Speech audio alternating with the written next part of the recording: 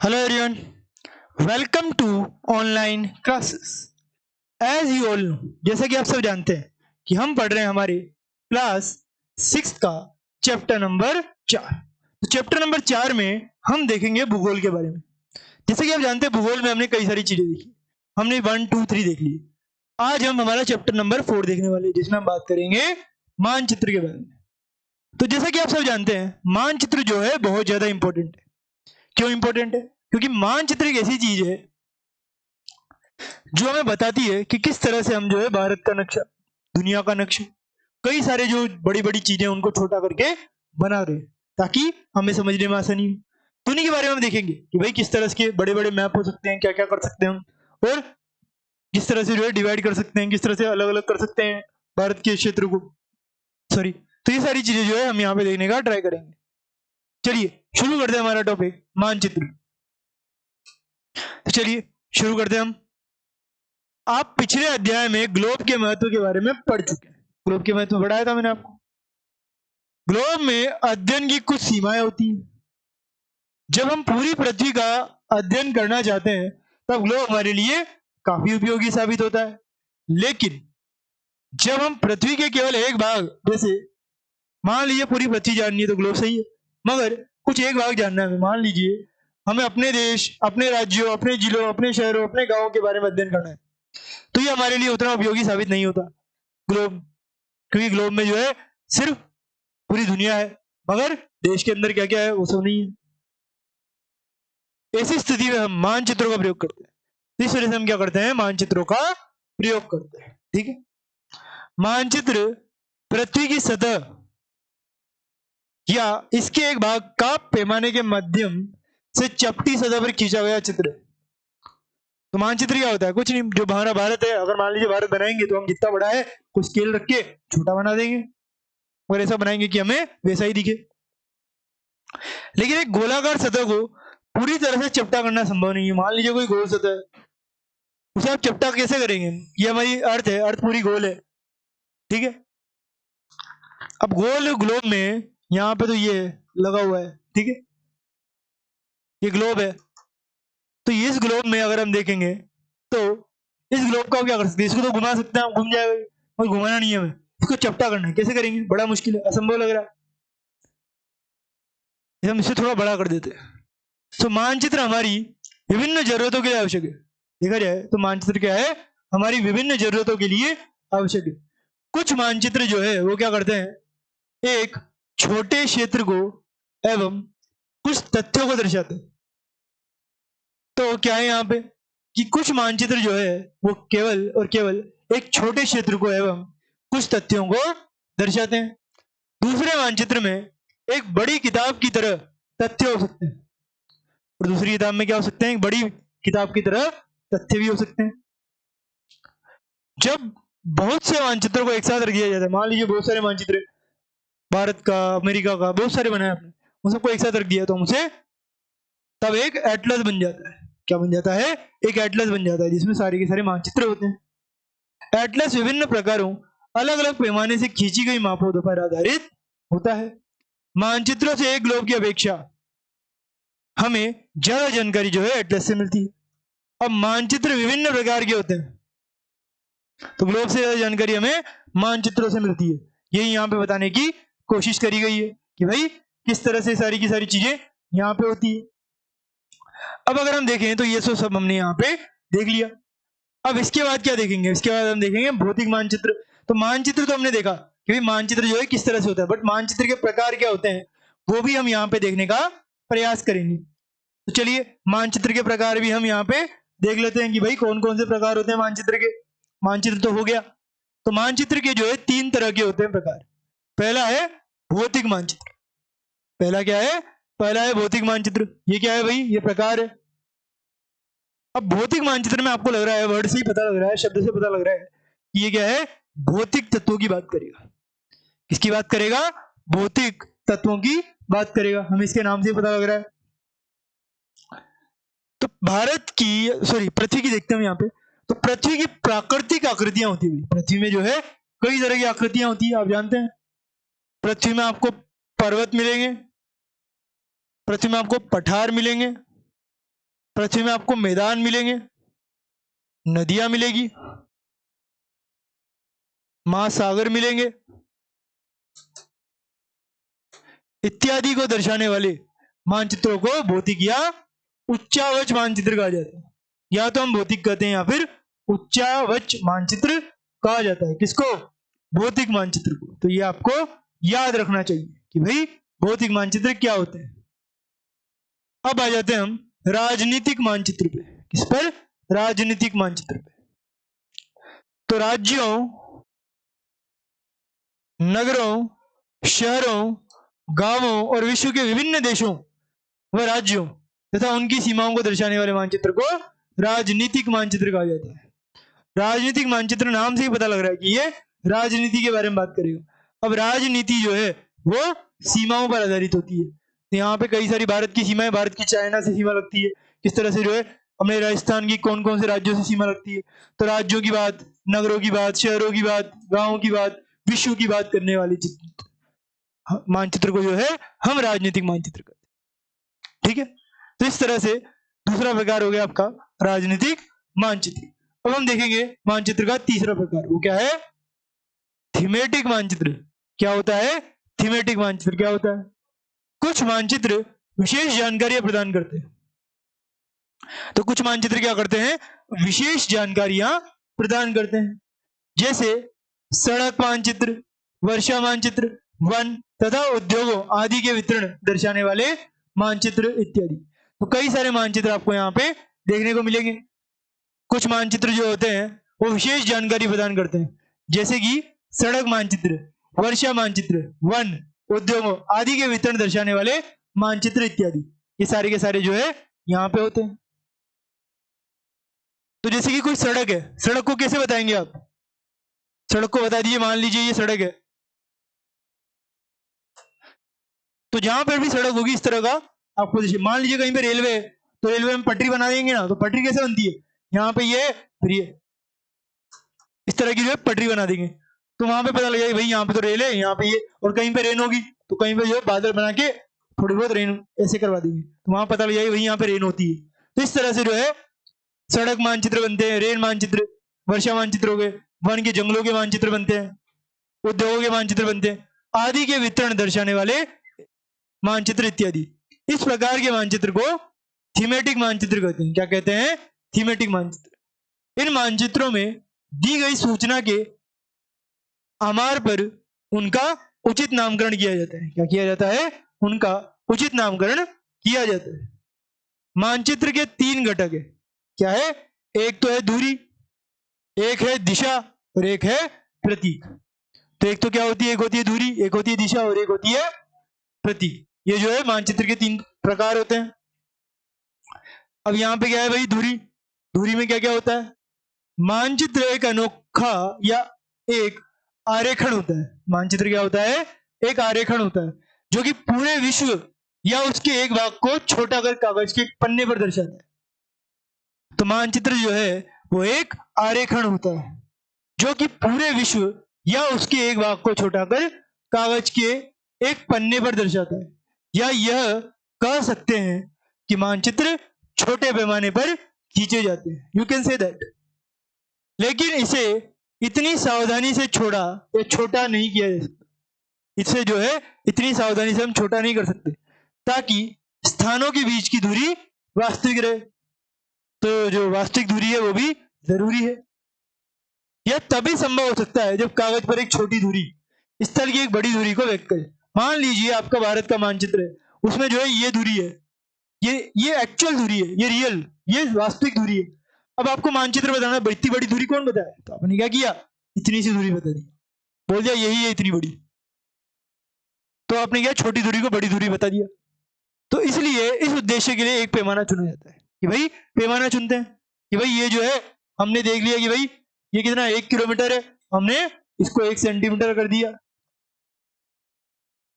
तो पैमाना स्थल पर वास्तविक दूरी तथा मानचित्र पर दिखाई गई दूरी के बीच का अनुपात होता है। ये उदाहरण के लिए आपके विद्यालय एवं आपके घर के बीच की दूरी कितनी है? 10 किलोमीटर है। मतलब आपका स्कूल, आप हमेशा जाते होंगे स्कूल में, तो आपके स्कूल की और आपकी दूरी कितनी है? 10 किलोमीटर, घर से निकले आप 10 किलोमीटर चले, स्कूल पहुंच गए। अब इसे मानचित्र बनाना है हमें, तो क्या करेंगे, हम 2 सेंटीमीटर की दूरी से व्यक्त करेंगे कि भाई आप जो 2 सेंटीमीटर चले हैं भाई। इसका अभिप्राय यह है कि मानचित्र का 1 सेंटीमीटर जो है 5 किलोमीटर के बराबर है। अब आप 10 किलोमीटर चले तो इसका मतलब 2 सेंटीमीटर है, तो आपके रेखा चित्र का पैमाना होगा 1 सेंटीमीटर 5 किलोमीटर। इस प्रकार पैमाना किसी भी मानचित्र के लिए बहुत महत्वपूर्ण होता है। पैमाना जो है किसी भी मानचित्र के लिए बहुत ही ज्यादा महत्वपूर्ण माना जाता है। अगर आपको पैमाने की जानकारी है तो आप मानचित्र पर दिए गए किसी भी 2 स्थानों के बीच की दूरी का पता लगा सकते हैं, तो ये आपको पता होना चाहिए। अब चलिए आगे चलते हैं। यहां पे देखिए, सामुदायिक केंद्र एक गांव का चित्र यहां पे दिया हुआ है, ये हम बाद में देखेंगे, मगर आप यहां पे देखिए कितना ज्यादा छोटा बनाया गया है। जब बड़े क्षेत्रफल वाले भागों, बड़े बड़े क्षेत्रफल वाले भागों जैसे महाद्वीप, महाद्वीप क्या होते हैं, कॉन्टिनेंट देखे आपने, बड़े बड़े कॉन्टिनेंट होते हैं, Asia, Antarctica, America, south America, north America, Australia, Africa, ये सब क्या है, ये सब बड़े बड़े महाद्वीप है। या देशों को कागज पर दिखाना, इतने बड़े बड़े देशों को कागज पर दिखाना, तो बड़ा बड़ा हमें नहीं करना, उन्हें छोटा बनाना है, मगर हर चीज एक्चुअल बतानी है। तब हम लोग छोटे पैमाने का उपयोग करते हैं। क्या करते हैं, छोटे पैमाने का उपयोग करते हैं। उदाहरण के लिए मानचित्र पर 5 सेंटीमीटर स्थल के 500 किलोमीटर को दर्शाता है। उदाहरण के लिए अगर हम देखें तो मानचित्र पर जो 5 सेंटीमीटर है वो स्थल के 500 किलोमीटर को दर्शाता है। इस कितने को, 500 किलोमीटर को दर्शाता है। इसको छोटे पैमाने वाला मानचित्र कहते हैं। इसको क्या कहते हैं, हम छोटे पैमाने वाला मानचित्र कहते हैं। तो आपको पता होना चाहिए इसमें हम क्या करते हैं, छोटा पैमाना रखते हैं। जब एक छोटे क्षेत्रफल वाले भाग जैसे आपके गांव या शहर को कागज पर दिखाना होता है तब हम बड़े पैमाने का उपयोग करते हैं। ऐसा क्यों, मान लीजिए कि आपका जो गांव है, गांव का एरिया छोटा है, इतने छोटे एरिया में गांव है। अब गांव में आपको कोई योजना चलानी है तो उसका जो मैप है वो आप क्या करेंगे, बड़ा दिखाएंगे कि भाई इस गांव में हमें बहुत सारी चीजें करनी है, यहाँ पे क्या बनाना है, यहाँ पार्क बनाना है, यहाँ पे हॉस्पिटल बनाना है, यहाँ पे हमें कुछ रोड्स वगैरह बनाने हैं। तो जो भी हमारे मैप होगा तो हम छोटे से गांव को बड़ा बनाकर बताएंगे कि भाई किस तरह से होना चाहिए, क्योंकि उसमें कई सारी चीजें होती है। अब तब बड़े पैमाने का उपयोग किया जाता है। छोटे को बड़ा बताना हो तो बड़े पैमाने का, बड़े को छोटा बताना हो तो छोटे पैमाने का। जैसे स्थल पर 500 मीटर की दूरी को दर्शाने पर 5 सेंटीमीटर से दर्शाया जाता है। स्थल पर जो 5 मीटर की दूरी है उसको मानचित्र पर हम 5 सेंटीमीटर बना देंगे। इस प्रकार के मानचित्र को बड़े पैमाने वाला मानचित्र कहते हैं कि भाई मानचित्र पर हम 5 सेंटीमीटर बता रहे हैं इसको। बड़े पैमाने वाले मानचित्र छोटे पैमाने वाले मानचित्र की अपेक्षा अधिक जानकारी देते हैं, क्योंकि जो बड़े पैमाने वाले मानचित्र होते हैं ना वो छोटी चीज को बड़ा बताते हैं, तो उससे क्या होता है, एग्जैक्ट पिक्चर पता लगती है। अब आप देखिए, अगर मान लीजिए आपको गुजरात का एक जिला है, जिले में कोई गांव है, उस गांव में कोई डेवलपमेंट की स्कीम चलानी है, कोई वहां पर डेवलपमेंट प्रोजेक्ट बनाना है, तो क्या करेंगे आप, उस एरिया, छोटे से एरिया को बड़ा बताएंगे और उसमें क्या क्या, जैसे कि बिल्डिंग बनानी है आपको तो उसका बिल्डिंग का मैप बनेगा, छोटे से एरिया को बड़ा बताएंगे आप और उसमें कई सारी चीजें होगी। तो इस तरह के जो है मापन किए जाते हैं और ये हमें मानचित्र बनाने में जरूरी है। कोई भी मानचित्र बिना मापन के नहीं बनता है। अब आ जाइए दिशा पे। दिशा बहुत ही ज्यादा महत्वपूर्ण है, हर चीज के लिए दिशा बहुत महत्वपूर्ण है। कि अगर सॉरी, जैसे कि भारत है, भारत पूर्व में स्थित है, हर कोई ये कहता है कि भारत पूर्व में स्थित है, तो पूर्व क्यों बोलते हैं हम, वो दिशा है। तो दिशा आपको बताती है कि कौन सा देश कहाँ स्थित है, संसार में कौन सा देश कहाँ स्थित है, वो कौन बताएगा आपको, वो बताएगी आपकी दिशा। तो हमें ये जो है यहाँ पे ही पता लगेगा। तो अधिकतर मानचित्रों में क्या होता है कि ऊपर दाहिनी ओर तरफ तीर का निशान बना होता है। कहां पे भाई, ऊपर की तरफ दाहिनी ओर तीर का निशान सॉरी आपको मिलेगा, जिसके ऊपर अक्षर ऊ लिखा होता है सॉरी।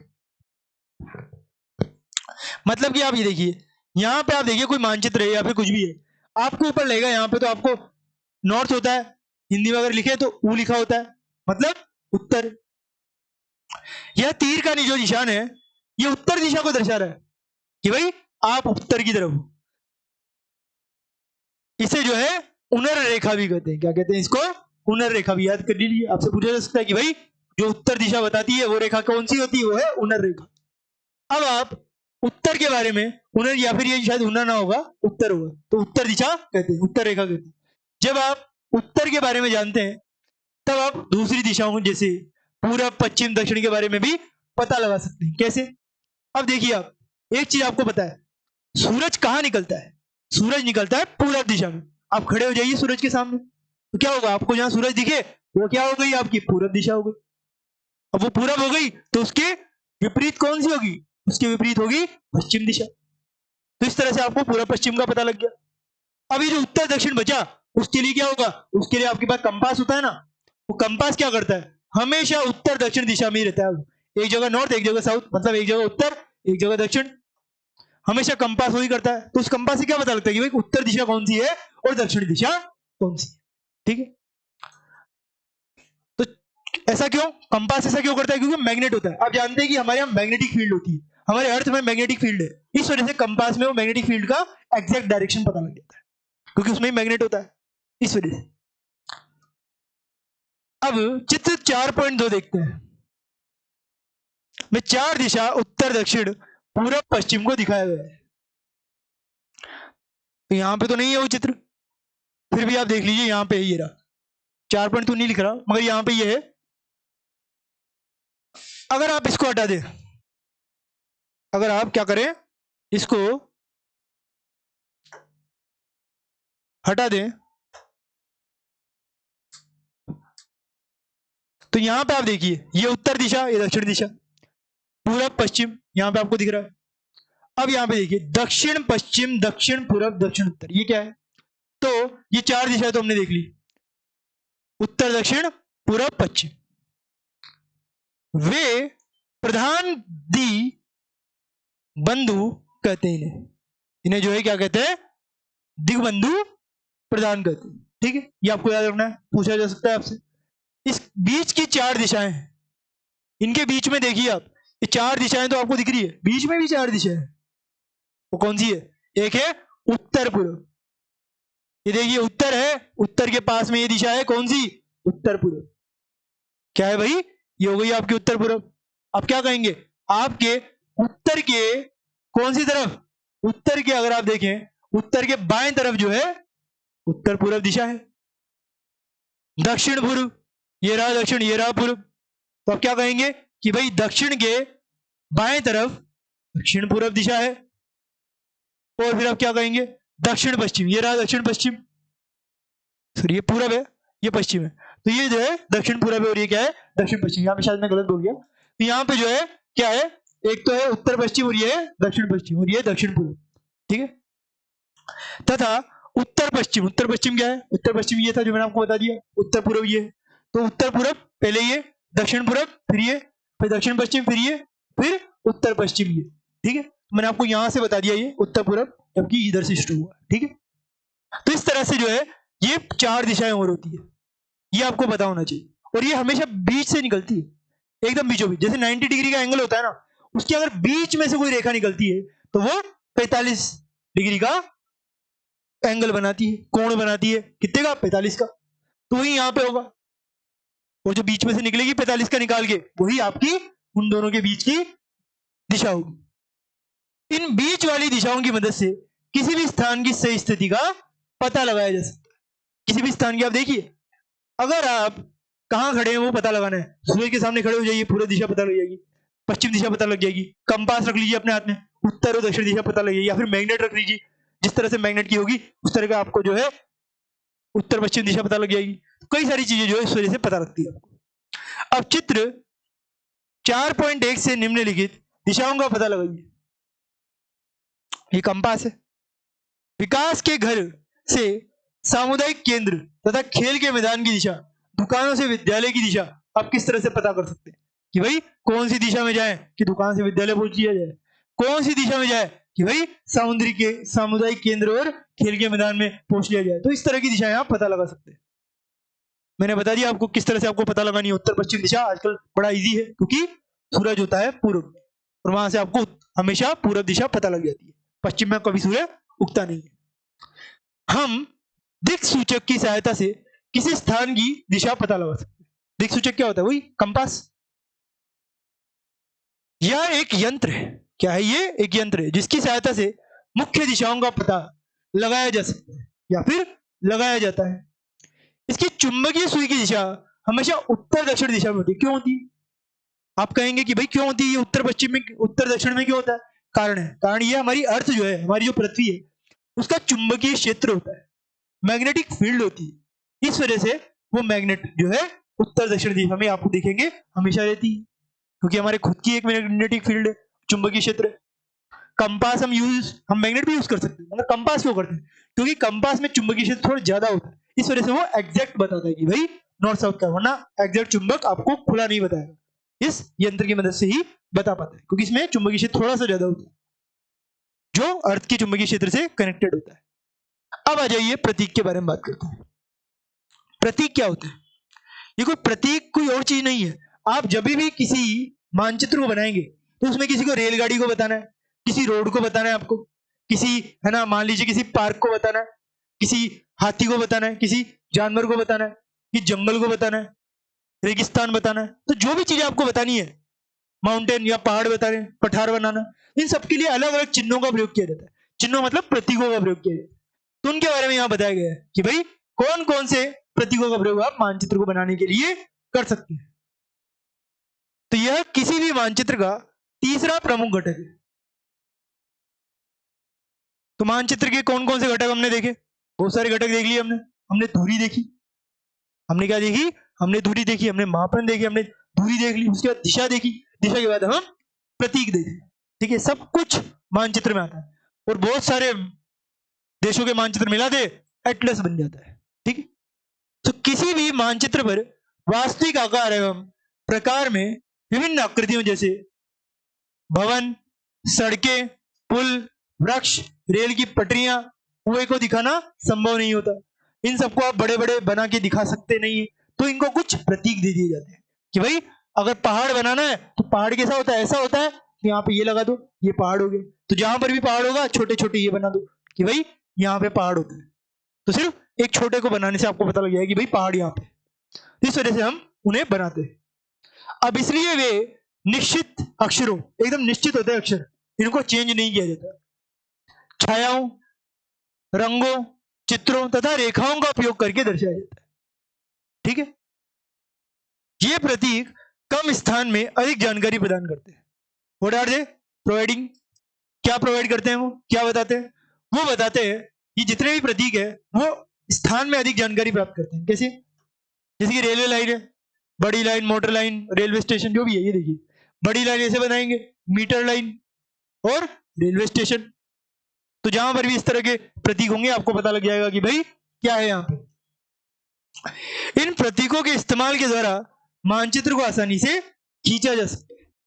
तो जितने भी प्रतीक है उनकी वजह से हम क्या कर सकते हैं? मानचित्रों को आसानी से खींच सकते हैं, तथा इनका अध्ययन करना क्या होता है? आसान होता है।